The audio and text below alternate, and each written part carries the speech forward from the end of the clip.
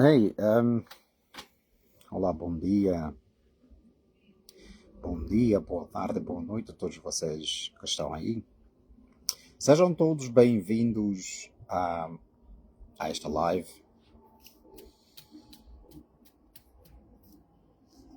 Esta live é uma reflexão. Eu vou falar de alguns pontos, vou falar de África no geral, não em particular. Vou falar do mundo também, só para vos trazer uma reflexão sobre o que o mundo é. Porque eu sei que muitas pessoas não têm a capacidade de encarar o mundo como ele é e resultam em histórias que acalmam os vossos corações ou as vossas mentes, seja lá o que for que você quiser colocar. E, e vou terminar em Angola. Vou terminar em Angola a situação. O que me está a levar a fazer esta live é eu estava a ver um programa na Rádio Essencial onde o mais velho Graça Campos lhe foi perguntado sobre o problema, qual seria a solução de Angola, mas ele disse qual é a solução, e quando o moderador lhe disse, então, mas assim, desse jeito, como é que se pode fazer? Ele não conseguiu responder e disse, por exemplo, acho que é Cerqueira Campos, é isso, Cerqueira qualquer coisa. Para onde é que queres me empurrar? Para onde é que queres me empurrar? Certo. E o moço disse, não quero te empurrar para lado nenhum. Eu sou moderador, não quero te empurrar para lado nenhum. A realização do mais velho Graça Campos sobre a solução do problema de Angola é mais uma vez prova de que, sabe, nós em Angola temos os tais chamados intelectuais, certo? Os intelectuais, os academias, os que estudaram mais que todos, sabem mais que todos, sabem qual é a solução, e a solução não é, e a solução nunca traz o verdadeiro nunca traz a verdadeira resolução, certo? Então, ficou tudo aí pairado no ar, e depois o Nelito Equique, deputada UNITA, entrou deu mais um banho de serenidade, sabe? A questão aqui que eu quero trazer para vocês é preciso começar a olhar esses indivíduos para saber exatamente o que vai acontecer em 2027. E não importa qual é a tua posição, não importa onde você esteja, todo mundo terá que tomar uma decisão. E né, algumas pessoas vão fazer alguma coisa, algumas pessoas vão reclamar, outros não vão fazer nada. Mas algo que ficou bem patente neste programa da Rádio Essencial foi que o silêncio dos bons é o maior problema de Angola. Não é a maldade dos maus. O MPLA não é o maior problema de Angola. O maior problema de Angola são aqueles angolanos que se acham filhos bons de Angola e que se mantêm calados para preservar as suas posições, os seus status sociais, porque eles sabem que o governo, o MPLA, é um partido retaliador. Então, para que eles possam manter as suas posições sociais, eles preferem ficar calados. Esses são o maior problema de Angola. Porque os que gritam, os que reclamam, os que falam, no mínimo estão a fazer alguma coisa. Talvez não o suficiente para se mudar a situação corrente, mas no mínimo estão a fazer alguma coisa. O pior são aqueles que se acham bons demais e que a única coisa que podem apresentar ou oferecer é fazer absolutamente nada. Esses são os piores filhos de Angola. Mas nós já vamos lá chegar. Como disse a vocês, vamos falar sobre o mundo, vamos falar sobre a África e vou tocar em religião, que é praticamente a maior aldrabice construída politicamente para poder se manter o oprimido obediente. Vamos falar sobre isso e depois eu vou terminar em Angola. Mas para começar, eu quero trazer para vocês o que é que na verdade o mundo é. E isso que eu vou falar sobre o princípio e depois no meio quando eu vou tocar a África, porque que a África está na condição em que está e continua nesta condição. Eu quero que vocês façam o link, façam a ligação desta parte e o que está em Angola, porque Angola é África, claro. Vocês vão perceber que o MPLA faz exatamente a mesma coisa com a UNITA e com o povo angolano, certo? Exatamente como o mundo faz com a África é exatamente o que o MPLA faz com a UNITA e com Angola. E a mesma coisa o MPLA, o Afrelimo, por exemplo, faz em Moçambique, eles fazem com a Namola e fazem com outros partidos políticos de Moçambique também, etc, etc. Mas vamos lá começar, então. Primeiro, eu estava aqui a pensar, sabe?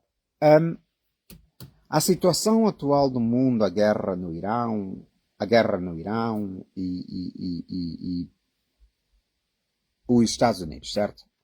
E Israel, essa coisa toda. Alguns brasileiros e angolanos que estão propagandizadamente lavados mentalmente, que não conseguem perceber nada mais do que a narrativa e a retórica dos seus mestres, defendiam que o Irão estava no fim, que o Irão acabou, que o Irão vai acabar, que os Estados Unidos, dessa vez, o exército mais poderoso do mundo, chegou em linha, vai acabar com tudo, o Irão é o fim do Irão. E esses propagandistas repetiam a mesma mentira de Donald Trump, que a guerra iria levar 2 semanas, no máximo 6 semanas, no máximo, e que está tudo acabado. E que cada vez que o Irão retalhou, eles diziam que isso é só uma estratégia. Isso é algo que os Estados Unidos está a fazer, é uma estratégia. Morre americano é uma estratégia. Eu não sei até onde é que a morte de alguém é uma estratégia, mas pronto, vamos lá continuar. Isso é só uma estratégia. Morreu um americano, morreu 2, morreu 3, morreu 4, 5, 6, 7, 8. É só uma estratégia. Tudo para eles. Sabe, ao ponto em que a vida da pessoa torna-se nesse utensílio para conseguir algo. É uma estratégia. Eu quero que vocês parem e pensem o quão distante da realidade e da conexão com o mundo esses indivíduos se encontram, ao ponto deles assumirem como uma estratégia. A morte de pessoas é uma estratégia. Tipo, tu tens pai, filho, mãe, tens primos, amigos, pessoas que dependem de ti para o ciclo social deles, para que estejam bem felizes, mas a tua retirada do mundo é uma estratégia construída, constituída para se atingir um golo ainda maior, que é a destruição total do Irão. Ok, tudo bem, não há aqui problema nenhum. É assim que nós queremos fazer, é assim que vamos continuar então. 5 meses depois, onde começou? Foi fevereiro, março, abril, maio, junho, julho, agosto. 6 meses depois, a guerra continua e continua a ser uma estratégia.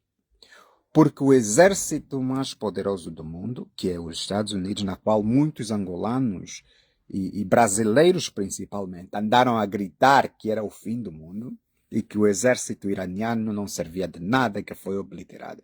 Sabe, parem só e pensem por um instante. Como é possível o presidente mais poderoso do mundo, do exército mais poderoso do mundo, vai se esconder em caixa térmica para poder viajar? Porque tem medo que o Irão lhe mate, certo? Eu quero deixar isso bem claro. Seja lá se você aceita isso como algo real que tenha acontecido ou não, pelo menos é assim que está-se a noticiar, certo? Que o Donald Trump se lhe esconderam numa caixa de comida, num avião militar, porque tinham medo que o Irão rebentasse ou mandasse uns mísseis para o Air Force One, que é o avião presidencial. O que eu quero trazer para vocês é como é que um país, como o Donald Trump diz, do terceiro mundo, que obliteramos o seu exército todo, consegue forçar o presidente do país mais poderoso do mundo a viajar numa caixa de comida. Como? Como é que isso é possível? Tu não podes ser ao mesmo tempo todo poderoso e fraco o suficiente para se esconder de um fraco. Essa narrativa não funciona. Ou és poderoso ou não és. Porque o momento que você tem que fugir e se esconder de alguém mais fraco, mostra que você não tem poder nenhum. Mas isso não entra na cabeça dos africanos, da vossa maioria. Não entra. Existe nas vossas cabeças que é possível alguém ser todo poderoso e ao mesmo tempo ter medo de vida da coisa mais fraca que existe. E se vocês se perguntarem, para aquelas pessoas que entendem verdadeiramente, se vocês se perguntarem aonde é que vem esse tipo de pensamento, religião.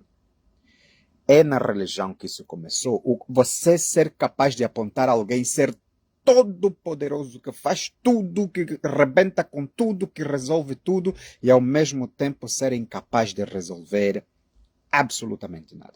É a religião que ensinou isso na cabeça do africano, e o africano hoje em dia consegue olhar para os Estados Unidos como o maior poder do mundo, ao mesmo tempo com medo de cu do próprio Irão. Mas não é aqui que nós vamos ficar.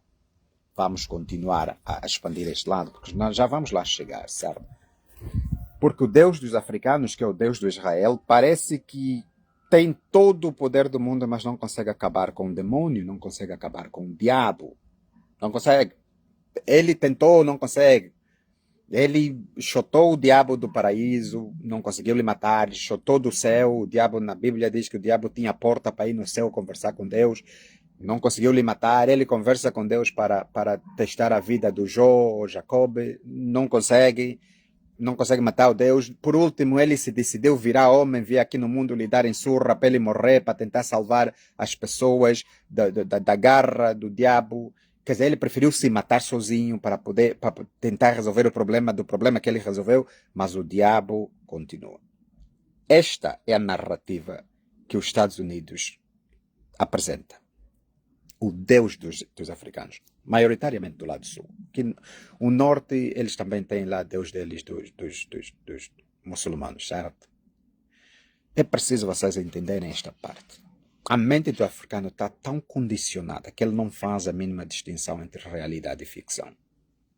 E o que nós vemos atualmente na guerra dos Estados Unidos com o Irão é ficção. E os africanos vivem numa ficção e não conseguem sair dessa ficção para encontrar ou encarar a realidade, porque a realidade dói muito. E o que dói nos africanos é que o vosso Deus, Estados Unidos, os vossos patrões, mestres e donos, Estados Unidos, não são assim tão poderosos como vocês pregam, como vocês gritam.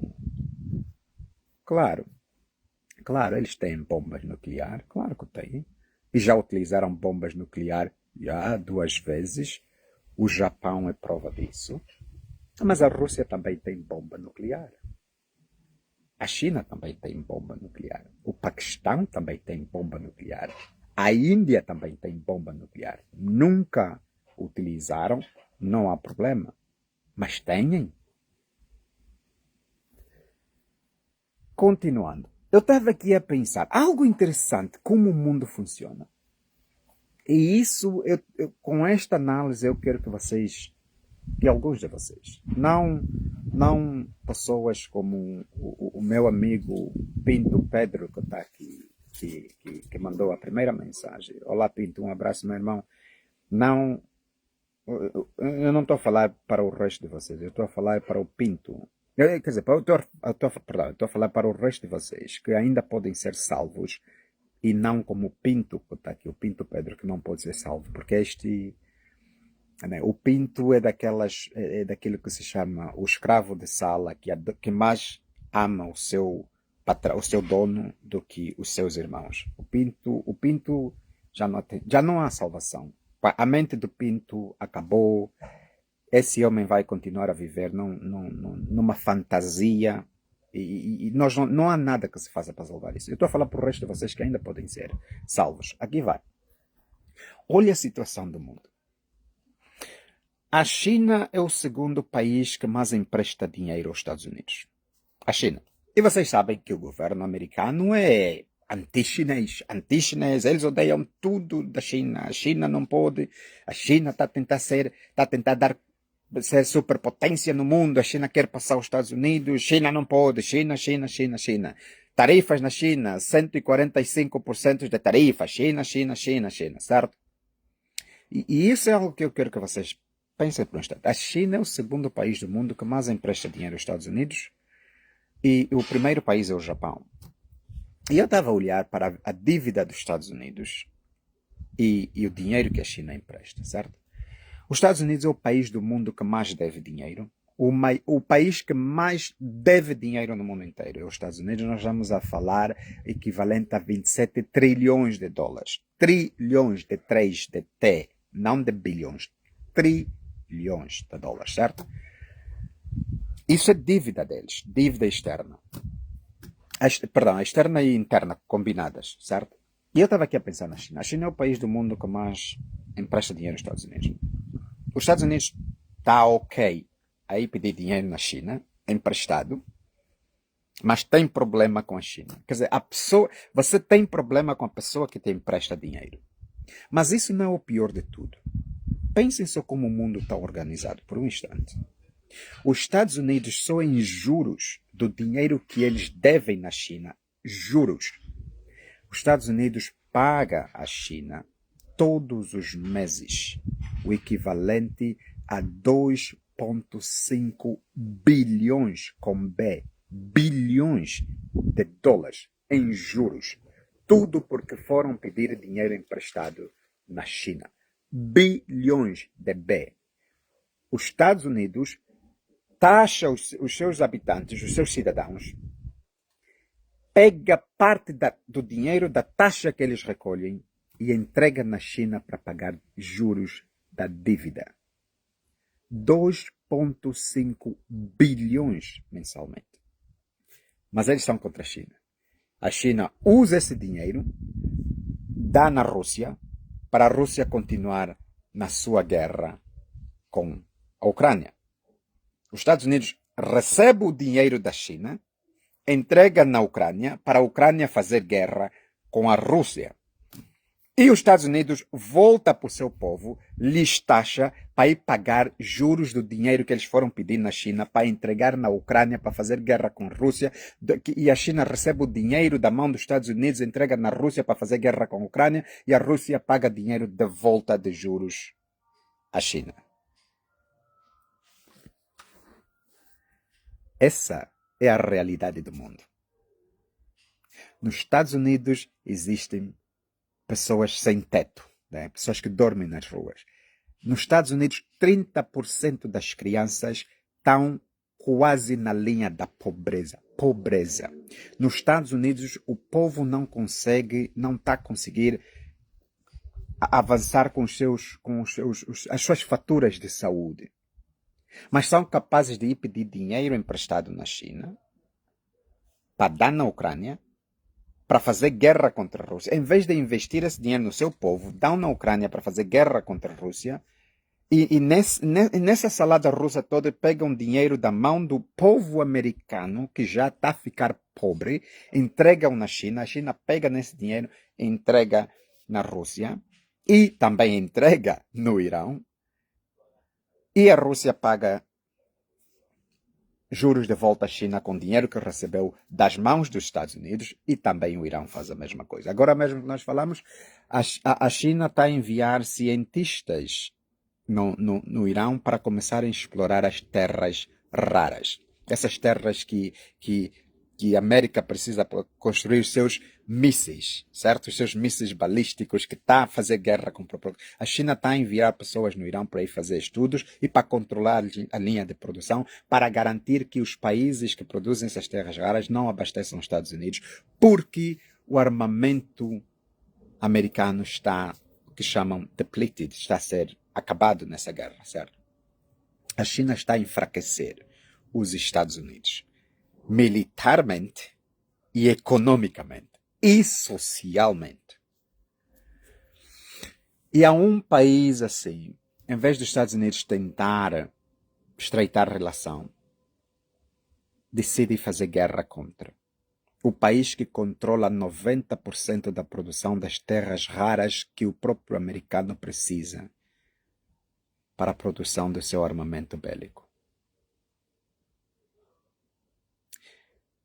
E os Estados Unidos só ainda não atacou a China diretamente, porque a China é forte. Os Estados Unidos respeita a China, porque a China é forte. Os Estados Unidos respeita a Rússia, não atacou diretamente e usa a Ucrânia como sua proxy, uma guerra de encomenda ou proxy, porque a Rússia é forte. Os Estados Unidos está a aprender a respeitar o Irão ao ponto de seu presidente viajar numa caixa térmica com medo do Irão, porque o Irão é forte. Mas se nós olharmos para esses 3 países que eu citei, todos eles têm algo em comum. O que é que lhes faz ser forte? Isso chama-se soberania militar.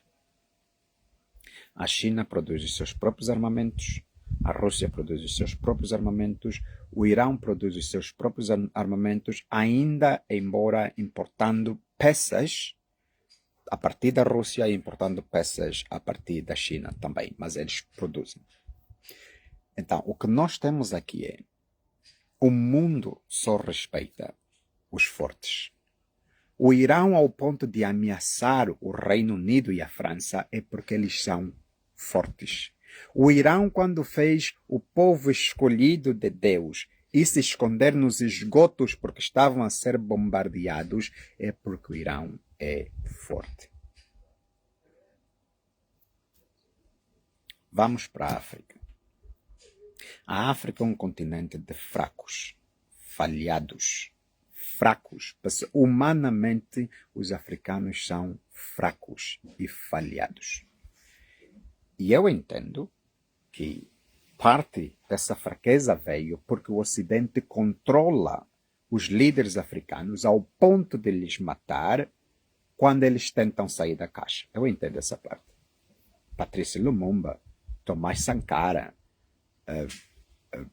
Samora Machel, etc., certo? E muitos outros, Gaddafi, muitos outros, quando tentaram sair da caixa, foram mortos. E é a partir deste medo, deste terror, que o Ocidente controla a África.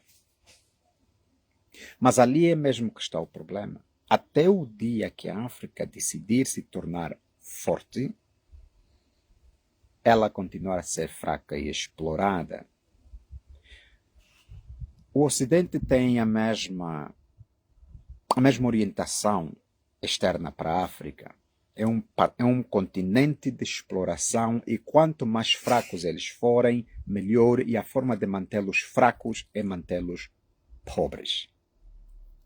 E enquanto a pobreza lhes entra, então nós trazemos a religião para lhes manter calmo e aceitarem que a pobreza deles, a miséria deles, a desgraça deles é um teste que eles têm que passar para serem favoráveis a ir viver no céu, onde vai ter estrada de ouro, onde vão ter o paraíso, onde vão poder cantar, viver com os animais, jacaré vai ser cão deles de estimação, o bicho deles de estimação, o elefante vai ser amigo deles que vem lhes acordar todos os dias, onde só vamos comer fruta e vamos beber água do rio, não precisa ser tratada, não vai ter fome, ninguém vai morar na rua. O paraíso do africano é construído num imaginário aonde o pobre precisa encontrar justiça social porque não encontra aqui na Terra. E as pessoas dizem o que é que a África tem que fazer para ser considerada forte. E as pessoas dizem, o que eu vou dizer agora é do jeito.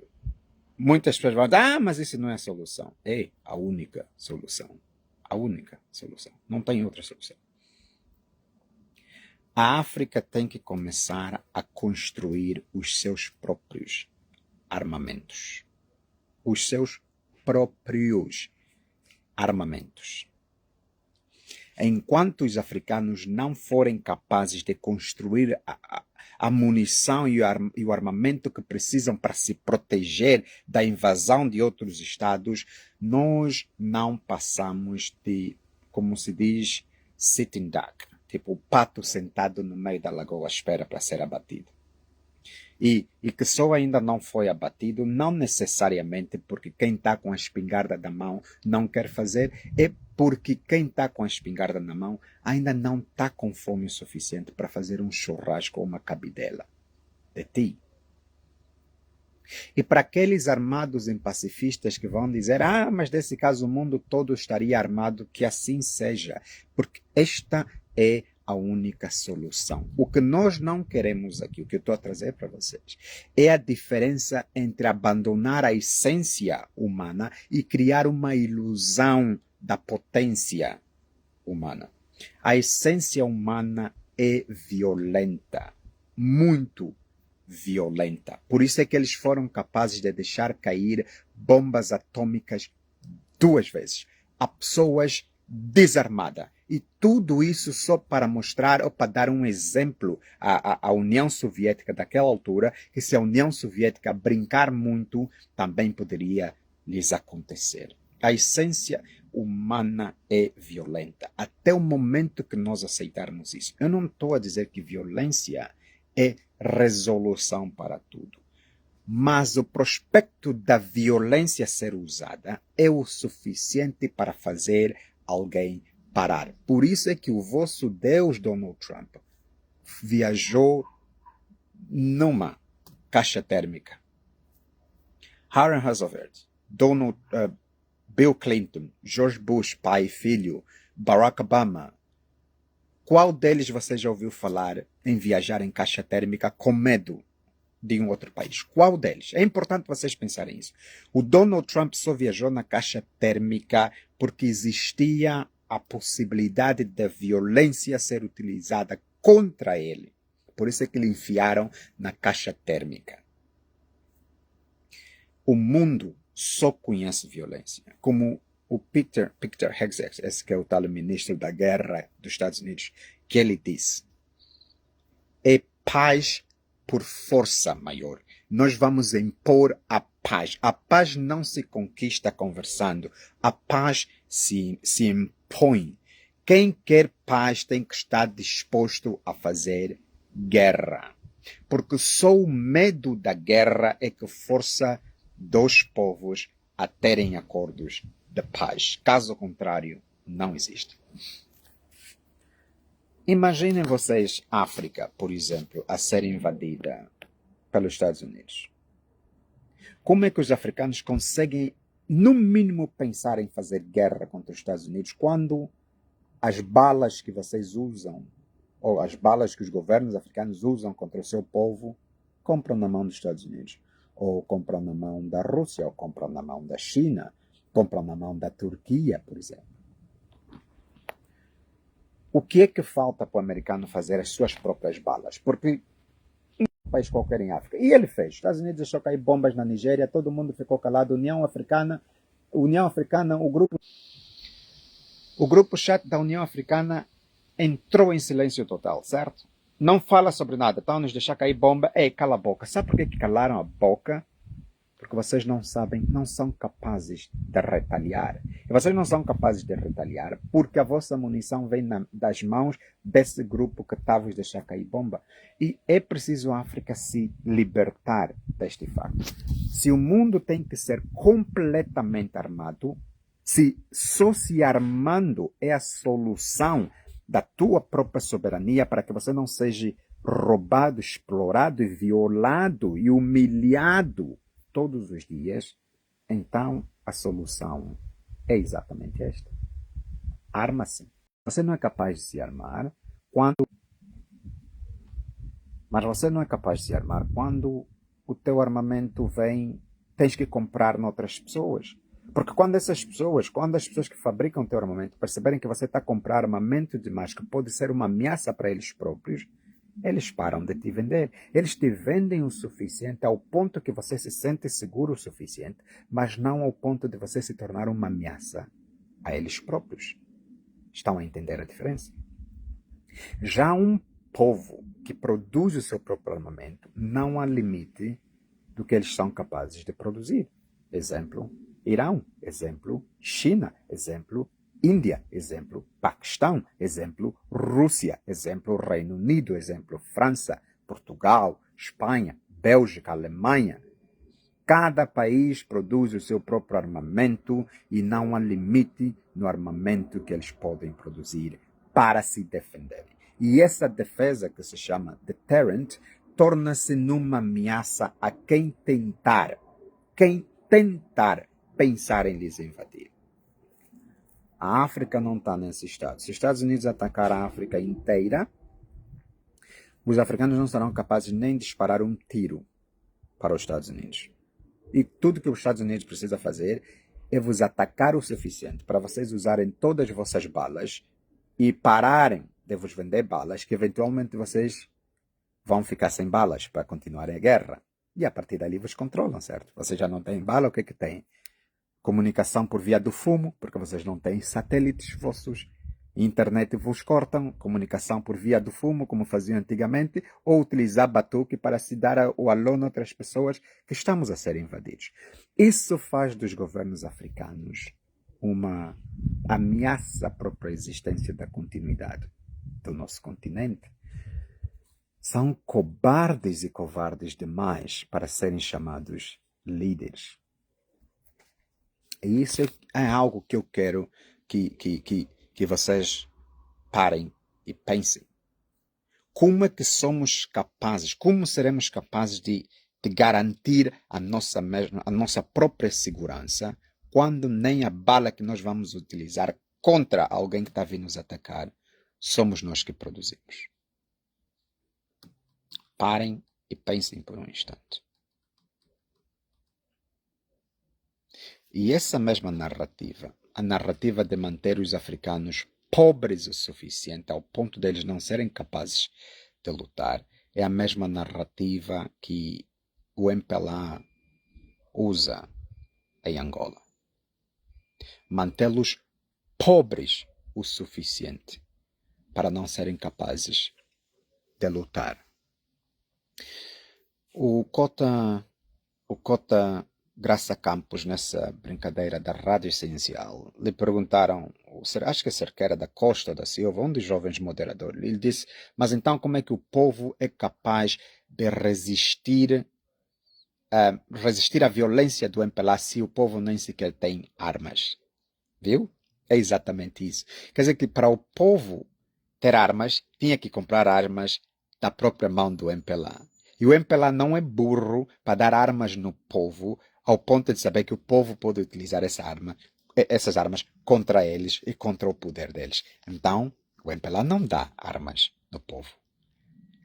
É como o resto do mundo. Ninguém vende armas aos africanos ao ponto dos africanos conseguirem soberania de defesa.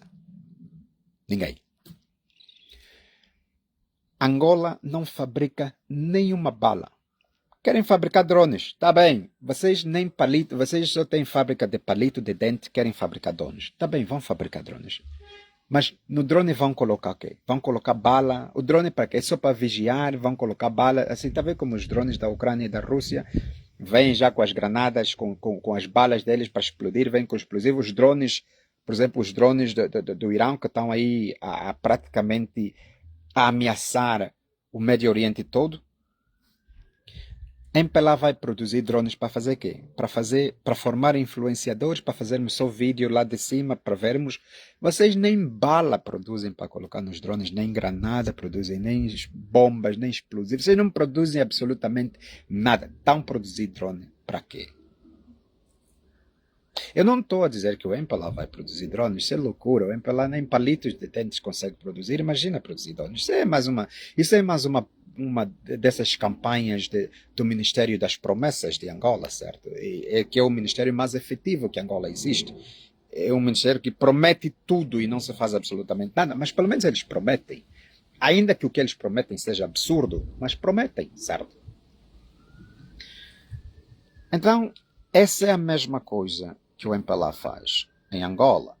O Cota Graça Campos, quando não conseguiu responder à pergunta de onde é que vai sair as armas para o povo resistir à violência do MPLA, é exatamente quando o africano se pergunta ou pergunta aos seus líderes por que somos assim tão pobres, se nós temos absolutamente tudo. Por que nós temos que obedecer à Organização da Comida do Mundo, à Organização Alimentar Mundial, em não cultivarmos não cultivarmos a nossa própria comida? Por que o grão que nos sustenta tem que vir da Argentina, tem que vir da Ucrânia? Se nós temos terras aráveis na qual podemos cultivar praticamente tudo. Por que é que se nós quisermos cultivar arroz em África, milho em África, existe um governo qualquer a milhares de quilômetros de mar separado que diz não, você não pode fazer isso. Você não pode cultivar o seu próprio milho, porque o milho que precisas comer tens que comprar na nossa mão, porque nós estamos a cultivar o milho. E os nossos líderes dizem sim, chefe. Por quê? É porque somos fracos, porque se eles desobedecerem essa regra, alguém vai tentar lhes matar. Alguém vai tentar criar uma situação de instabilidade que eles perdem o poder. Nós já vimos isso pela África toda, certo? O Patrice Lumumba foi acusado de comunista. Ele não era comunista. Ele foi pedir ajuda aos Estados Unidos, mas como a Bélgica disse aos Estados Unidos não lhe ajuda porque ele estava a gozar com o reino belga naquela altura e queria tirar o poder do Congo Democrático na altura do Congo, chamavam Congo belga, que pertencia, que praticamente era uma oposição do rei, certo? Leopoldo. Patrice Lumumba queria ajuda. Foi pedir ajuda aos Estados Unidos. Os Estados Unidos disse não, porque a Bélgica disse aos Estados Unidos para não lhe ajudar. Então Patrice Lumumba foi pedir ajuda à atual Rússia, a União Soviética, e os Estados Unidos e a Bélgica utilizaram esse motivo para lhe matar. Ele queria independência. A mesma coisa aconteceu com Mossadegh no Irão. A mesma coisa aconteceu com aqui no Burkina Faso, Tomás Sankara, certo? A coisa idêntica aconteceu com Samora Machel, Amílcar Cabral, certo?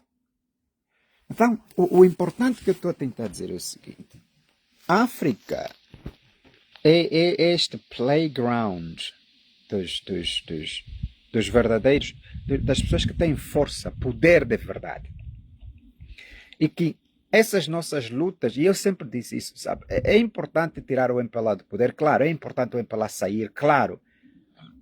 Mas o MPLA sair do poder não significa boa vida para os angolanos, porque ainda que Adalberto Costa Júnior suba como presidente de Angola, o Adalberto Costa Júnior não tem e nunca terá possibilidade de melhorar Angola, pelo menos nos níveis que o angolano queira, porque ele terá que obedecer os verdadeiros donos do mundo. E para os verdadeiros donos do mundo, Angola tem que continuar pobre para ser explorada. Os fiscais vão parar de bater nas zungueiras? Talvez. Com a UNITA no poder, sim, talvez. Os polícias vão deixar de matar as pessoas sem serem julgados? Talvez. Há essa possibilidade. Os salários vão chegar a tempo e hora? Talvez. Vai-se roubar menos em Angola? Sim, há essa possibilidade. A corrupção vai baixar um pouco, claro, mas Angola não vai melhorar. Angola não vai melhorar enquanto Angola não tiver soberania. E Adalberto Costa Júnior não seria um presidente soberano, não por culpa dele, por culpa do sistema em que nós vivemos. E aceitar isso não é ser contra a UNITA, não é ser contra Adalberto Costa Júnior. Esta é a realidade do mundo. Os fracos, os fortes controlam os fracos. E África é fraca, não importa que presidente suba ao poder. Ainda que fosse o doutor Jonas Savimbi. Se ele chegasse ao poder, eu antevia duas posições. Número 1, Angola podia, sim, senhora, se tornar como a China, mas Angola estaria em guerra com o resto do mundo se o Dr. Jonas Savimbi tentasse, não com o resto do mundo, com o Ocidente, se o Dr. Jonas Savimbi tentasse conseguir soberania para Angola. Iriam lhe matar. Iriam roubar pouco com o Dr. Jonas Savimbi? Sim, há essa possibilidade. Mas Angola ser tipo esse lugar desenvolvido, mostra ainda em África onde é que está o lugar desenvolvido que vocês conhecem. Mostra. Se não existe até agora, é porque o sistema está desenhado para não haver esses lugares desenvolvidos em África. Claro, existe uma estrada asfaltada aqui, um semáforo ali, existe energia aqui nesse bairro, água canalizada ali, naquela casa. Isso não é desenvolvimento. Nunca foi desenvolvimento. Isso é condicionamento. Obedece só que nós vamos te permitir que você tenha energia, que vamos permitir que você tenha água, vamos permitir que você tenha alimentação para a tua elite. Obedece só. Mas para a maioria, não pode, porque nós precisamos continuar a vos explorar. E essa é a mais pura realidade. Há algo interessante que eu aprendi com a minha mãe. Ela me disse uma vez que o meu irmão menor fez alguma coisa, eu nem me lembro o que é que foi. Ele fez alguma coisa e eu queria bater nele. Não, o meu irmão acho que me deu um bico, foi isso. Coisa do gênero. Eu não sei qual foi o nosso desentendimento. Ele me deu um bico. E eu queria bater nele. E a minha mãe disse, quer saber, você não precisa bater. Você não precisa bater nele, porque ele é criança. Ele é mais fraco do que você. Ainda que ele te der um bico, o bico dele não vai doer tanto em ti quanto o seu bico vai doer nele. E essa foi uma das lições morais mais importantes que eu aprendi. Mas essa lição de moralidade espelha exatamente o que é o mundo hoje em dia. Que a África só não é destruída completamente porque existe a benevolência dos verdadeiros fortes de não quererem acabar com a África por completo, porque ter africanos em África serve um propósito de exploração. É com a nossa desgraça que a mente africana, que os africanos mais entendidos sobre o mundo fogem de África para irem fazer a vida em outros países e contribuírem para essas economias e para o desenvolvimento dessas sociedades. Não estão a contribuir para a África, estão a contribuir para desenvolver e continuar desenvolvida. Os países onde fogem é manter a África pobre, que os jovens no Marrocos fazem o que fazem. É manter a África pobre que a mão de obra barata vai para Portugal. Eles não são formados o suficiente para governar em Portugal, mas são inteligentes ou são espertos o suficiente para poderem pegar um tijolo e construir um apartamento e lhes pagarem mão de obra barata. Então, essa exploração de capital humano que o Ocidente mantém em África pela pobreza, exploração e opressão ajuda a manter a própria civilização ocidental. E até o dia que os nossos líderes africanos aprenderem isso, meus irmãos, até o dia que Adalberto Costa Júnior, que Venâncio Mondlane aprenderem isso, que eles não passam de meros peões nesse tabuleiro tão grande de xadrez e que a promessa de vida melhor que eles vendem é uma falácia, é uma mentira. Claro, melhorar, tudo melhora, mas o melhor para ti não é o melhor para mim, certo? Eu não estou com isso dizer que não votem nele, prestem bem atenção. Isso é conversa para pessoas inteligentes. Eu não estou a dizer para vocês não votem em Adalberto Costa Júnior, nem votem no Venâncio Mondlane. Vocês façam o que quiserem. Cada um aqui é absolutamente livre de fazer a merda que quiser. A questão é, você tem que escolher a sua merda. Se a sua merda é do lado da UNITA, força. É do lado do Anamola, força. É do lado do MPLA, força. É do lado da Frelimo, força. A merda é individual, assim como o nascimento é individual e a morte é individual. Cada um vota na merda que lhe faz sentir melhor. Porque a alternativa seria a unidade nacional, na qual conseguiria-se dar volta a essa merda. O que faz com que o Irão, por exemplo, embora os Estados Unidos diz que o Irão está fragilizado, Israel diz que o Irão está fragilizado, não me parece ideia de um país fragilizado ao ponto de ameaçar o presidente mais forte do mundo a lhe esforçar a viajar numa caixa térmica, porque tem medo que lhe matem, certo? Esta é a realidade do mundo. A África é pobre do jeito que é, porque os líderes africanos são pobres, em primeiro lugar, e em segundo lugar são todos eles fracos. Existe agora os que estão a tentar sair da caixa, o Júlio Malema, o general Goita, o Ibrahim Traoré, que estão a tentar sair da caixa. Claro, estão a tentar, mas vocês sabem que o martelo ocidental está ali em cima deles. Cada vez que eles tentam colocar a cabeça para fora, pum, martelada, volta para dentro, certo? É essa coisa que o Ocidente construiu em cima de África, que cada vez que alguém tenta sair da caixa, lhe dá um martelo, certo?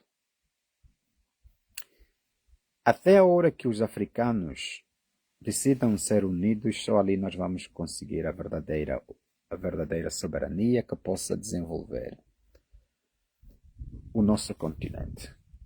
Caso contrário, é tudo outra vez. É tudo uma mentira. Isso me leva... Por que que nós aceitamos isso? Isso me leva para a religião. É a religião que mantém um africano pobre. E para os meus amigos religiosos, eu vos vou dizer isso e que eu digo sempre para vocês. Se você for religioso, você faz parte do grupo de pessoas mais malignas que alguma vez existiu no mundo. Ponto final. Aqui não tem... Eu não sei se estou a dizer bem em todas as palavras. Palavras simples para vocês entenderem. Todo religioso, para mim, faz parte do grupo dos psicopatas, dos maiores psicopatas e as pessoas mais malignas que alguma vez existiu no mundo. Uma vez alguém me disse, se isso é assim, e como é que justifica o Hitler? Bem, espera aí. Como é que justifica o Hitler? Vamos lá aqui começar. Primeiro, a história do Hitler, a história da Alemanha, nem a tua história, você em África, mas pronto. Queres apontar como é que justifica o Hitler? O Hitler era católico, era religioso e matou a quantidade de pessoas que matou. O Mussolini, da Itália, como é que justifica? Também era católico, era religioso e matou a quantidade de pessoas que matou. Como é que... Na história de África, onde a estimativa está acima de 20 milhões de congoleses democráticos assassinados pelo rei Leopoldo da Bélgica. Era religioso, o rei da Bélgica, era católico e mesmo assim matou 20 milhões de pessoas, ou mandou matar 20 milhões de pessoas.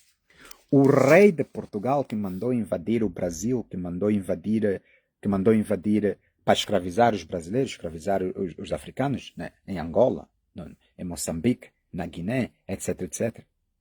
Era religioso, era católico, e mesmo assim mandou matar e escravizar povos inteiros. O Papa que escreveu a bolha papal, que dava o direito em todos os países ocidentais a invadirem a África e escravizar os seus povos, eram todos religiosos. Todos. Os religiosos são a pior espécie de seres humanos que existem no mundo. E eles são tão bons em serem psicopatas e hipócritas que conseguem pegar as coisas boas do livro de contos de fadas que eles chamam sagrado. Pegam as coisas boas e atribuem a Deus, e as coisas más atribuem no demônio ou no livre-arbítrio, certo? Se vocês pararem para pensar, tudo de mal, de errado que existe na Bíblia é atribuído ao livre-arbítrio. É o livre-arbítrio da humanidade e por causa do livre-arbítrio deles, eles tiveram que ser punidos porque o livre-arbítrio deles lhes levou nessa posição de punição. Não é Deus que fez o mal. Não. Não é Deus que manda cometer genocídio. Não é Deus que manda os israelitas em violar e estrupar mulheres e crianças. Não, não é Deus. É o livre-arbítrio desses israelitas. Mas está na Bíblia que Deus mandou fazer isso. Mas quando você aponta essas partes, eles te dizem, não, você está a tirar fora do contexto e estás a interpretar mal. Porque é o livre-arbítrio desses povos e não necessariamente um comando de Deus. Mas quando alguma coisa boa acontece na Bíblia, ali é Deus que fez. Deus fez isso. Deus fez aquilo. Quando as coisas boas acontecem, é obra de Deus. Quando as coisas maus acontecem, não é Deus. É livre-arbítrio, é o demônio. Mas é a própria Bíblia que diz que Deus fez o mal e o bem. Quer dizer que quando o bem acontece, foi Deus que fez. E quando o mal acontece, foi também Deus que fez. Mas os meus irmãos brasileiros e africanos, os reis do Axaribateca, Xaribataca, Xarabacuca, são tão ignorantes que conseguem convencer qualquer pessoa abaixo do nível do intelecto deles, que, para falar a verdade, é a maioria parte dos africanos e uma boa parte dos brasileiros, por terem um nível de educação acadêmica tão baixa, conseguem convencer essas pessoas que uma casa que incendiou e a casa completa queimou, tudo estragou, a vida dessas pessoas está toda ela estragada. Essas pessoas são capazes de pegar o telemóvel e dizer, quer saber, tudo estragou, mas a nossa Bíblia sobrou. A Bíblia ficou. A Bíblia não queimou, está aqui. E essa Bíblia que não queimou é uma prova de que Deus nos ama. Mas se for assim, então, por que não se constrói casas com Bíblias? Em vez de blocos e madeiras, constrói-se casas com Bíblias, para que não queime mais, para que nenhuma casa do mundo possa queimar. Para não, quer dizer, a tua vida foi destruída e você consegue se filmar a falar tanta besteira, pegar num livro que não queimou, como outras coisas que não queimaram, mas você passa tudo e diz que esta Bíblia é a prova de Deus, de que Deus te ama, mesmo destruindo a tua vida inteira. Por que não se constrói, então, casas com Bíblias? O Israel, povo escolhido do mundo, quando estavam a ser bombardeados pelo Irão, por que não construíram todas as suas casas com o Torá, para que nenhum dos mísseis iranianos destruísse as suas casas, rebentasse com os seus prédios, ou rebentasse com as suas... Por que não se constrói tudo com Bíblia para que nada mais se destrua? Essa é a mente do religioso. O religioso é algo que se dá medo. Dá medo. E eles atribuem... Eles são o que são porque a Bíblia ensina moralidade. A moralidade está dentro de cada um de nós. Cada um de nós nasce como se fosse um canvas limpo, certo? Um pano aberto, na qual a moralidade, a tua moralidade, te é implantada pelos os valores sociais da sociedade, no caso, a tua própria casa, o teu pai e a tua mãe, são os teus primeiros professores sobre moralidade. Se você tiver pais violentos, você tem pouca possibilidade de ser moralmente alta e não utilizar violência, porque os seus pais são violentos e você vê violência como uma forma de resolver problema. Isso é humano. O fazer bem do ser humano não vem de um Deus, porque se você só faz o bem porque você tem medo de uma entidade superior a ti, ou porque você tem medo de ir parar no inferno que essa entidade construiu para te enviar lá se você não for moralmente alto, então você nunca foi moralmente alto, porque a tua moralidade vem de uma ameaça, é uma coerção. Porque se retirar essa ameaça de você ir parar no inferno, ou morrer, ou que Deus vai te castigar, a possibilidade e a probabilidade de você ser uma pessoa moralmente errada é alta. Então, os religiosos acham-se moralmente mais altos que os outros simplesmente porque têm medo que Deus os puna, ou os castigue, ou os manda para o inferno, o que faz com que eles não sejam moralmente altos. E isso faz com que vocês entendam.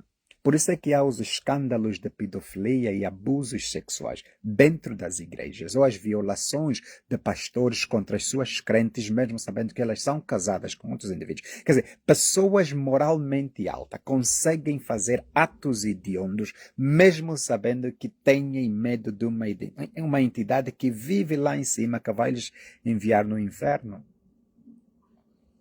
E quando tu apontas essa falha na doutrina deles, eles dizem que a escolha é individual e é o livre-arbítrio deles.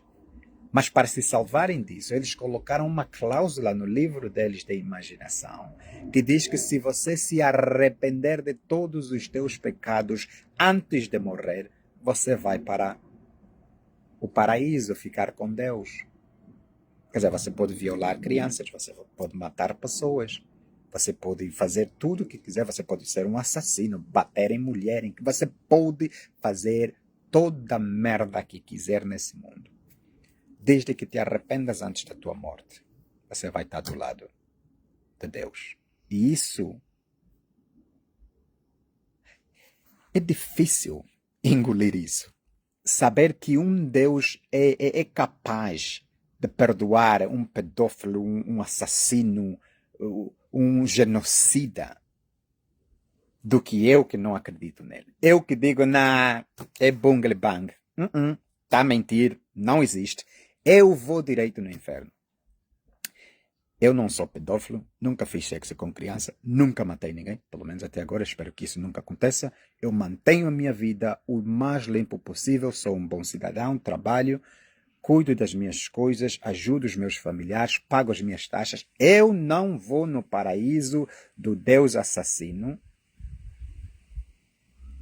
Mas o Donald Trump, que manda deixar cair bombas em escola de 168 meninas, religioso, se arrepender amanhã ele vai no inferno, vai no paraíso. E eu que se calhar só matei barata também porque me mandaram matar barata, porque as pessoas tinham nojo da barata, eu não vou. E eu não irei porque eu digo, começa, tá a mentir. Não pode ter alguém assim tão poderoso como lhe se é aplicado, nos é dito, que não tenha o poder de resolver todos os problemas do mundo. Não pode. Você não pode ser todo poderoso e ser incapaz de resolver algum problema. Se você é incapaz de resolver algum problema é porque você não é todo poderoso. Porque se você for todo poderoso, você consegue resolver todos os problemas. Continuando aqui, e já vamos chegar para o problema de Angola. Sobre isso que eu vi na Rádio Essencial. Se você conseguir um emprego, o religioso vai dizer, foi Deus que me deu esse emprego. Não é o teu livre-arbítrio, é Deus. Mas se a tua casa queimar, é obra do diabo. Não é livre-arbítrio. Tudo de errado que existe na tua vida é obra do diabo. E tudo de bom é obra de Deus. Você não para pensar que o teu livre-arbítrio pode ter-te feito escrever o teu CV e entregar nessa empresa que te empregou? Não foi você que fez, foi Deus que te deu isso. Não, mas foi Deus que me guiou. E você já parou para pensar que também possa ser Deus que está a guiar aquele ladrão que veio te roubar o carro ou aquele ladrão que te assaltou? Por que para ti, na tua vida, é Deus que faz tudo e na vida daqueles que te fazem mal é o demônio que faz tudo? Quando foi Deus que disse que ele cria a luz, cria a escuridão, foi ele que criou o bem, foi ele que criou o mal, ele que cria as guerras e ele que cria a paz. Está no vosso próprio livro. Por que você escolhe atribuir Deus a paz, o bem, a luz e a guerra, a morte, o mal para o lado do diabo, quando o diabo nunca criou nada disso? Não foi o diabo que criou o mal. Não está na Bíblia a dizer que o diabo criou o mal. Nunca foi o diabo. O diabo nunca criou mal, nunca criou escuridão, nunca criou guerra. É Deus que cria. O Deus cria guerra, cria morte, cria escuridão, cria o mal. Está lá na vossa própria Bíblia. Por que vocês atribuem tudo isso de errado ao demônio e não a Deus? Mesmo ele dizendo para ti que foi ele que criou tudo isso. Porque vocês entram em parapique emocional, na qual o vosso cérebro não consegue manter duas condições conflituosas e ser emocionalmente funcional.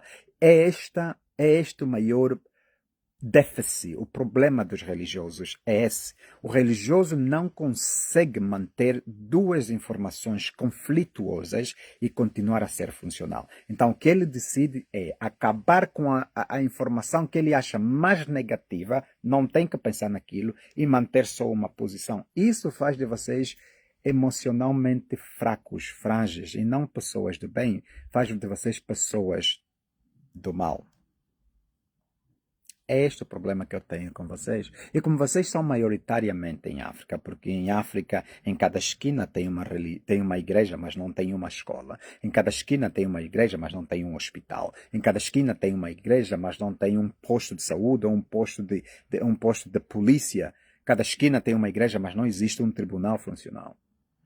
Então o africano conhece mais a doutrina religiosa que lhe mantém pobre e oprimido e aceita que é mais fácil um camelo passar no anel de uma agulha do que um rico entrar nos reinos dos céus, ainda que o teu próprio pastor é rico, tem casas em Flórida, tem contas na Suíça, tem avião privado, tem guarda-costas, e tem isso com o dinheiro que você lhe dá, porque ele te pede para você dar esse dinheiro, e você, quando precisar do dinheiro, ele te manda você ir pedir no Deus.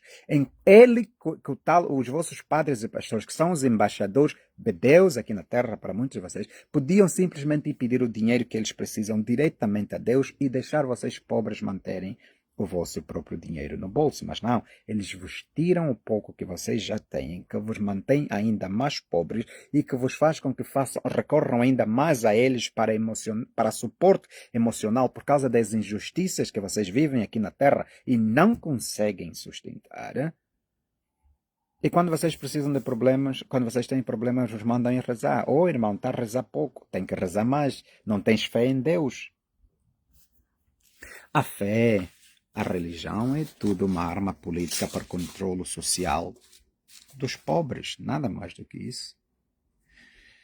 E quando vocês se despirem disso, vocês vão perceber a realidade do mundo. A contradição de Deus não ser capaz de resolver os problemas do mundo e dizer, mas isso não é assim, porque Deus fez isso por causa do livre-arbítrio. Está aqui algo importante, muito importante. Por que um Deus todo-poderoso no mundo tinha que dizer para um alcoólatra, lembrem-se vocês que sim, senhora, o gajo da arca, qual é o nome dele? O senhor que construiu a arca, não é Moisés. Moisés é Moisés é os 10 mandamentos escritos na pedra, certo? Esse da arca, esse que construiu o barco ou a canoa para colocar lá todos os animais do mundo, certo? Por que um Deus todo-poderoso, ele era alcoólatra? E diz a vossa Bíblia que ele era alcoólatra. E está lá, tem versículos na qual ele bebeu tanto e até dormiu nu, e o filho dele chegou e lhe encontrou, e porque o filho dele lhe encontrou nu, foi castigado. Isso é uma loucura, mas pronto, continuando. Esse senhor que construiu o barco, certo? Por que um Deus todo-poderoso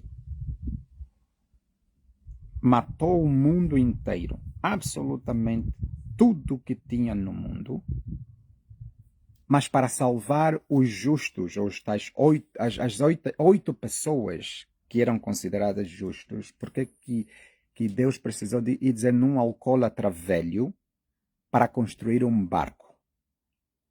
E que essa informação foi passada para o alcoólatra e o alcoólatra nunca falou a ninguém e construiu seu barco com a sua família e colocou lá toda a sua família. E Deus chegou, então, destruiu o mundo inteiro. Por que ele não tirou simplesmente da existência todas as pessoas que ele achou mal? Por que não? Para muitos de vocês vão dizer, mas Deus não tem esse poder. Tem. Deus podia simplesmente estalar os seus dedos, ou de acordo com o poder do Deus que vocês enfiam nas pessoas, ele tem o poder de estalar os dedos e retirar absolutamente todas as pessoas más do mundo. Sabe por quê? Porque lembram-se vocês que ele criou tudo só a falar? Que se faça luz. Se fez luz. Ele não fez, ele não matou ninguém, ele falou que se faça luz. Fez luz. Cria terra, que se cria terra. Criou terra. Eu gosto da terra, eu quero fazer rios e mares. Criou, com palavras o vosso Deus criou o mundo, criou a terra, os rios, os mares, os animais. Só o Adão é que lhe criaram com lodo e lhe sopraram no nariz para ter vida, e a Eva, para Eva vir, Deus fez o Adão dormir, não pediu consentimento no Adão. O Deus nunca perguntou no Adão se ele queria ter mulher ou não. Ele é que decidiu que o Adão deveria ter mulher.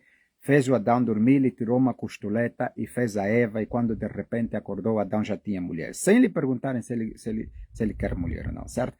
Um Deus que tem assim tanto poder de criar vida com palavras, por que ele não tira as pessoas do mal com palavras também? Vocês são capazes de acreditar no poder que ele tem de criar tudo isso com palavras, mas não consegue resolver o mal do mundo? Não consegue matar o demônio? Não? Não? Conversa com o demônio para testar os seus próprios fiéis, para ver se esses fiéis são assim mesmo tão fiéis a Deus. Se o demônio é o tal mal, por que ele conversa com o demônio? Por que o demônio tinha a chave do paraíso, entrava e saía? Ou a chave do céu, onde Deus estava, entrava e saía para ir conversar com Deus, se o demônio é todo esse mal que vocês dizem a nós que ele é? Por que ele precisou se engravidar? Por que ele precisou engravidar mulher virgem de outra pessoa, para nascer pessoa, para depois crescer, para depois virem lhe dar surra e lhe pregarem para nos perdoar pelo pecado que ele nos colocou? Porque ele colocou a serpente no paraíso, onde duas pessoas inocentes estavam, que não faziam a mínima diferença entre o bem e o mal, mas a serpente já era muito astuta, muito inteligente, e testou essas pessoas e fez essas pessoas caírem no mal, e agora caiu no mal, e agora vamos morrer. Mas por que tudo isso teve que ser assim, quando ele tinha simplesmente o poder de dizer, quer saber, esse gajo de demônio me desobedeceu, demônio desaparece, certo? Ele podia fazer isso, ou no mínimo pegou, o demônio desapareceu, o demônio me desobedeceu, Satanás desobedeceu, onde é que eu vou colocar o Satanás? Ele envia lá no sol. Veio colocar na terra onde ele colocou dois seres humanos inocentes que não faziam a mínima diferença entre o bem e o mal. O que quer dizer que ouvir e obedecer à serpente na cabeça de Adão e Eva nunca foi maldade, porque eles não faziam a diferença entre o bem e o mal. Eles só perceberam a diferença entre o bem e o mal depois de terem comido aquela fruta, o que quer dizer que antes de comer aquela fruta, os dois indivíduos não passavam de puros inocentes, ingênuos mesmo.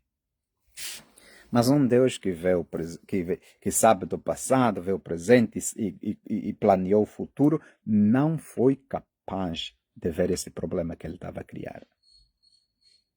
Aonde dois seres humanos tiveram que reproduzir a terra inteira, onde irmãos tiveram que fazer sexos com outros irmãos para nós poder existir. Ele podia criar várias pessoas do lodo, do mesmo jeito que criou Adão. Cria várias pessoas, certo?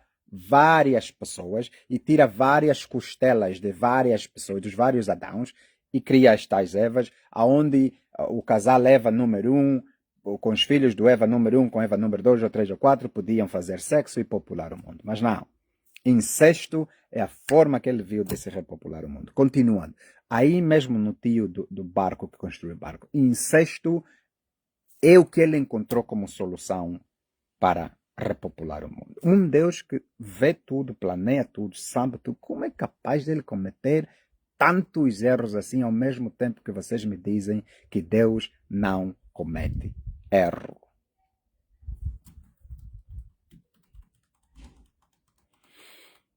A religião é o cobertor emocional do pobre, porque é a religião que mantém o pobre pacífico em frente à sua própria desgraça. E os governos do mundo sabem disso e exploram isso.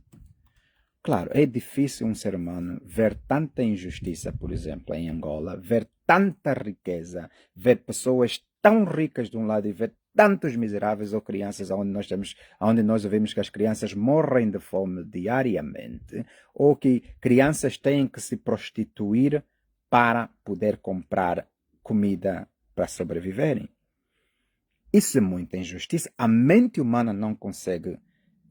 Poucos humanos conseguem manter duas opiniões conflituosas e serem funcionais. Número 1, tem tanta riqueza. Número 2, tem tanta pobreza. Alguma coisa não faz sentido. Então, o que eles escolhem? Preferem dizer que a riqueza não importa para ficarem agarrados na pobreza como uma forma de subsistência. Porque é isso que eles conhecem, miséria e pobreza. E a religião aparece para os pacificar. Porque quando os pobres se revoltam, só os ricos é que perdem. E nessa matriz de opressão que é construída, ou que foi construída em África, os ricos não são só os políticos corruptos. Os líderes religiosos também são ricos. E quando o pobre se revolta, esses líderes religiosos também, como ricos que são, também perdem. Então, para que isso não aconteça, existe a elite religiosa rica e a elite política rica. Esses dois atuam da mesma forma para pacificar o pobre a não se revoltar, porque são os dois os únicos que têm alguma coisa a perder. Então, por isso é que você vê que todas as contradições formadas ou que existem na Bíblia não faz parte do ensinamento doutrinal dessas religiões, porque nesse caso iria abrir a mente do pobre e o pobre poderia se revoltar. Essas últimas palavras que eu disse me faz lembrar o Nelito Kwikwi, aqui na Rádio Essencial, que ele diz que o Nelito Kwikwi disse que nós temos que controlar as ruas, porque se não controlarmos as ruas, o país desmorona. É verdade. Claro que é verdade que o país desmorona. Mas para que está a tentar se controlar as ruas para não desmoronar um país que produz crianças prostitutas para poderem se alimentar? Ou para que está a tentar se controlar um país que produz crianças morrerem de fome diariamente? Ou para que está a tentar se proteger um país onde dizem que uma parturienta morreu porque não tinha dinheiro para comprar seringa para lhe ser dada a injeção para salvar a sua vida? Estamos a proteger este país para quem? Não para as crianças que morrem de fome, porque elas estão a morrer de fome. Não para as crianças que se prostituem diariamente para se alimentarem, porque elas continuam a se prostituir. Para quem é que está-se a proteger um país assim? Para a elite política rica, aí onde a elite Kwikwi faz parte, e para a elite política, para a elite religiosa rica, ali onde os padres e pastores fazem parte. Não para a população angolana, não para a população brasileira, não para a população moçambicana. Salvaguardar o país é para que os ricos não percam tudo que eles conseguiram roubar, guardar e oferir. É para isso que está-se a proteger o país. Na Rádio Essencial, que é o motivo que me fez fazer esta live, perguntaram o mais velho Graça Campos, né? O Cerqueira dos Santos, o mais velho Cerqueira, desculpa se eu estou aqui a mutilar ou a torturar o seu nome. Perguntaram para ele, então, como é possível o povo fazer resistência ao MPLA? Porque tirar o MPLA do poder, unir o povo ao ponto de tirar o MPLA do poder, a liderança religiosa também corre perigo. E a liderança religiosa sabe disso. Então eles preferem andar de mãos juntas, pacificarem as almas, a dizer que se fores bom o suficiente, eventualmente você vai chegar lá.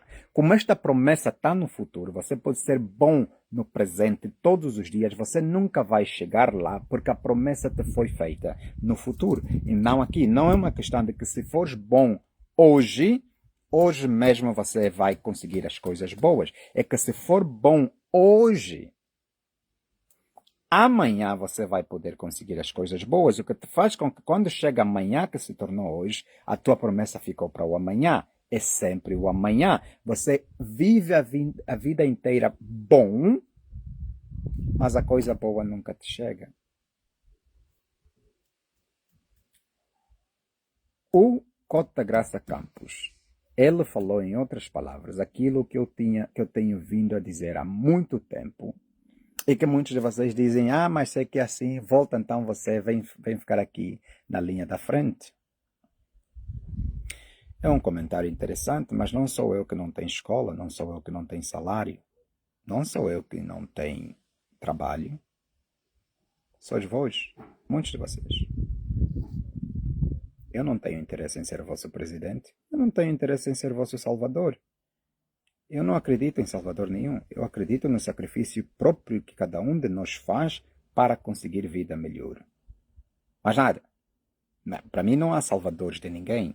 Cada um tem que fazer o que é necessário fazer para se salvar sozinho. Por isso é que os políticos roubam enquanto estão no poder, porque eles estão a fazer algo para se salvarem sozinhos.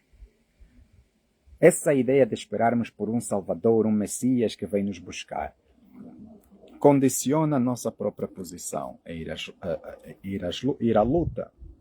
Mas aos poucos, os tais intelectuais e acadêmicos angolanos começam a abrir os olhos e perceber que a realidade é muito mais diferente do que eles alguma vez mentiram ao povo, por assim dizer, e que só o medo da violência trava alguém forte em não te oprimir.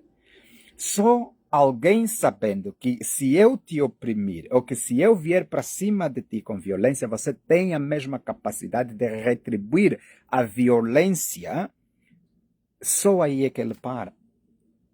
Porque enquanto alguém vier para cima de ti com violência e a tua resposta é Jesus vai operar, Deus aconteceu porque quis assim, ou estamos a proteger a democracia. Enquanto eu vier com uma arma e você vier de mãos abanadas, não existe igualdade nessa conversa, meus irmãos. O que existe aqui é que eu tenho a tua vida na mão, porque se eu disparar aquela arma, você deixa de existir. Enquanto eu vier com uma arma, você vier com uma faca, nós poderemos falar sobre regras. Enquanto eu vier com uma arma e eu vier com uma arma, existe igualdade. Então ali nós podemos falar em paz. Aonde é que o povo angolano vai ir buscar as armas que precisa para fazer resistência ao MPLA? O povo angolano não precisa ir buscar armas em lugar nenhum, porque todos eles já têm a maior arma que alguém possa pedir nesse mundo. A unidade nacional, a unidade dos pobres, a união dos pobres é a maior arma que existe contra qualquer governo. E por isso é que os governos autoritários e corruptos como os de Angola fazem de absolutamente tudo para separar os pobres em classes. Você é pobre, mas é religioso. Você é pobre e não é religioso. O pobre religioso não se junta com o pobre não religioso. Você é pobre, é do MPLA, e você é pobre, é da UNITA. Enquanto você é pobre do MPLA não se juntar com o pobre da UNITA, não há aqui forma de se unir. Você é pobre acadêmico e aquele é pobre não acadêmico. O pobre acadêmico não se junta com o pobre não acadêmico, porque o pobre acadêmico pensa mais alto de si do que o pobre não acadêmico. Então, está separado. Você é pobre ativista e outro é pobre não ativista. Não se juntam. Essa separação na pobreza, onde alguns pobres são melhores pobres do que o outro, faz com que não haja essa unidade que ameaça a existência de um governo autoritário e corrupto. E as religiões tinham muito o que fazer. Foi a Igreja Católica que derrubou o governo do Duarte. Não é nenhum outro, não foi nenhuma outra organização. O que eu estou a dizer para vocês é, quando a Igreja Católica derrubou o governo do Duarte, eles não tinham armas. E o que a Igreja Católica conseguiu fazer foi juntar os pobres todos para irem lutar contra um governo. A Igreja Católica colocou os seus padres e madres à frente da arma do governo da altura, certo? Mas essa experiência a Igreja Católica perdeu depois, quando o governo queria entrar diretamente para o oposto, aí onde estavam a dizer, não, mas é comunista e os comunistas não gostam da religião, blá, blá, blá. A Igreja Católica percebeu que se forem para um grupo de governo laico que não prioriza a Igreja, eles perdem, assim como na China, por exemplo, onde um governo não prioriza a religião na China não vê muito dinheiro. Agora, um governo que se chama laico, mas que prioriza a religião, vê muito dinheiro. E esse é o estado em que se encontra Angola, Brasil, Moçambique, etc. É que os governos e as religiões, os governos e as igrejas andam de mãos dadas, porque sabem que tirar um governo que lhes prioriza como cobertor de conforto dos pobres, eles eventualmente perdem o dinheiro que têm e ao perder o dinheiro que têm, perdem o poder de influência que têm. É um ciclo vicioso. A solução de Angola, como o meu amigo Moisés da Cruz um dia disse que eu estava errado, mas agora ele diz a mesma coisa. E eu lhe permito que ele continue a dizer isso, porque é exatamente isso que se precisa. Porque não para mim não é do jeito, eu não estou aqui para estar certo do jeito, todos os créditos para mim. Não. Mas é bom ver que aos poucos, esses indivíduos que um dia defenderam que eu estava errado, aos poucos começam a perceber que eu estava certo e que a solução é exatamente aquilo que eu dizia, com palavras diferentes talvez, mas eles aos poucos vêm começar a sair da caixa e perceber que sim, senhora, esta é a única solução de Angola. É unir os pobres, todos juntos, para fazerem frente a um governo autoritário e corrupto. Não com armas. O governo do Duarte não caiu com armas. Os Nepal não caíram com armas. Não é arma. O que deixa cair governo não é arma. O que deixa cair governo. Porque se você der arma ao povo angolano, o governo de Angola tem mais arma. Aí o governo de Angola legitimamente pode dizer que nós estávamos a se defender de uma insurreição armada. Por isso usamos todas as armas que nós precisamos. Quando as pessoas dizem, então vamos tirar arma, você não precisa arma. Você só precisa unir-se ao outro teu irmão na desgraça e ir juntos e lutar juntos e não sair dali. Até o resultado se alcance. Não é armas. Para que precisa armas?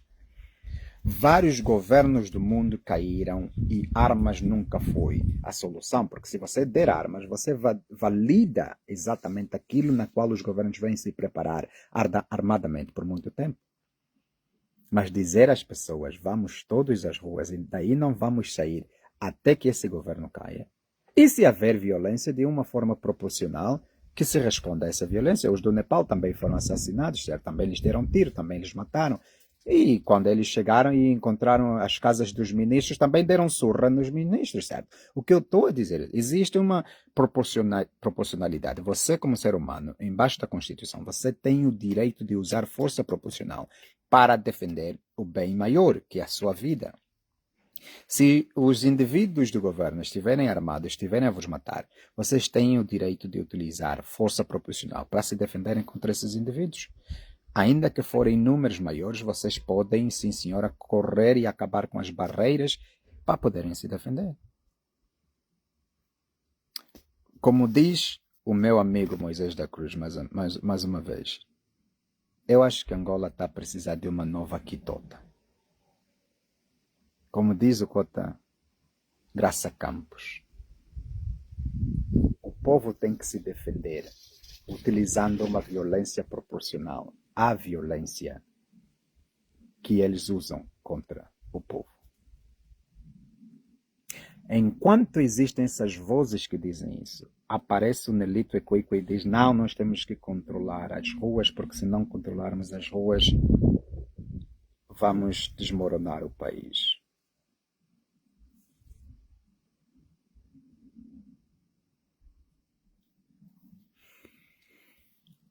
O que mais incomoda não é a maldade que o mal faz. O que mais incomoda é o silêncio daqueles que se chamam bons. Quando os que se chamam bons tornam-se na mesma arma de opressão dos oprimidos, esse é o maior problema. Por isso, bom dia, boa tarde e boa noite. Fiquem todos bem. Não se esqueçam de inscrever-se na página e subscrevam e partilhem, deem um like, mandem os vossos comentários, etc. Mas pensem nisso. Você faça o que quiser. Você tire as suas próprias conclusões desta live. Eu não te estou a dizer nada. Eu estou a refletir no que aconteceu e que está a acontecer. A ideia de que o MPLA vai sair do poder em 2027 por via das eleições é falácia, é uma mentira. E que se o MPLA é mesmo o problema de Angola e que tirando o MPLA só assim Angola vai melhorar, então é preciso saber que o MPLA só vai cair, só vai sair de Angola enquanto os pobres quando os pobres se unirem. Porque é isso que aconteceu na Revolução Francesa. A Revolução Francesa não tinha arma, lembram-se? Eles não tinham arma, eram camponeses. A ideia que a revolução só acontece quando você tem arma é uma mentira. É uma propaganda propagada pelas pessoas que querem te manter oprimida. Quando os pobres deixarem de se verem em classes e pensarem que existem pobres com menos qualidades ou menos importantes do que eles, quando todo mundo saber que a pobreza é pobreza e afeta todos nós, e que todos nós pobres temos que ir juntos, não importa se você veio de uma igreja, se você veio de um hospício de maluco, se você veio de uma escola, ou se você veio da rua, ou se você veio de um lar bem constituído. Quando o pobre perceber que esses títulos que vos colocam em cima do verdadeiro problema, que é a pobreza, um pobre educado, um pobre não educado, um pobre com boas maneiras, um pobre sem boas maneiras, um pobre religioso, um pobre não. Quando vocês perceberem que o problema é a pobreza, esse é o elo comum que nos linka a todos. Então, quando decidirmos nos unir embaixo da pobreza e não dos títulos sociais que recebemos, só assim é que a revolução pode começar. Caso contrário, até 2032. Bom dia, boa tarde, boa noite. Até lá. Aquele abraço. A gente se fala. Fiquem todos bem, meus irmãos. Foi um prazer estar convosco mais uma vez. Tchauzinho.